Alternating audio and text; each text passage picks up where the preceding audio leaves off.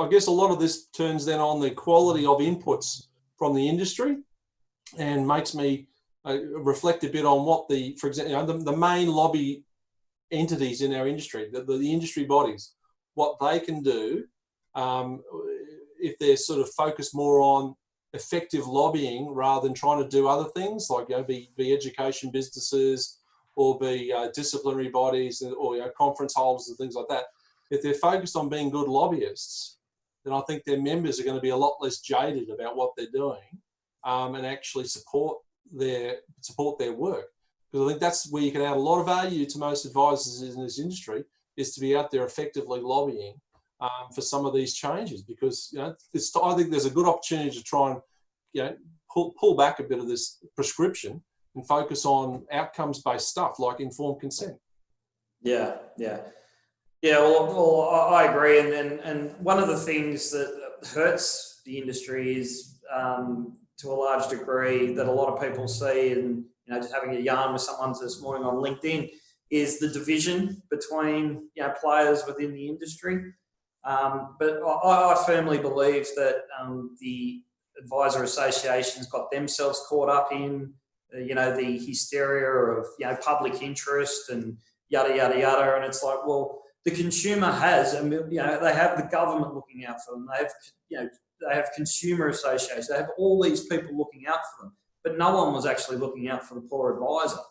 And a lot of the input, in my view, a lot of the input that was given from the associations was not reflective of what a lot of frontline advisors were actually thinking.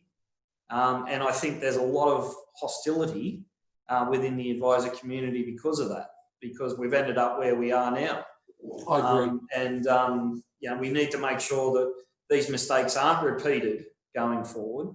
And I did notice that one of the associations put forward their 5-year plan or whatever it was, and we're going to look to do advocacy. Well, I would have thought that was your only bloody job. That's your raison d'etre. That's everything. That's what you should be doing. That's why you exist. Exactly. I agree. So I think there's people have got to reflect. They've got to sort of say, well, how did we actually end up in this position, and how can we rectify it going forward? And the only thing worse than making a mistake is not acknowledging that you made a mistake and then they're looking to fix it. Yeah. So the time will tell what happens and what unfolds. It's a good opportunity for bridge building, Rob.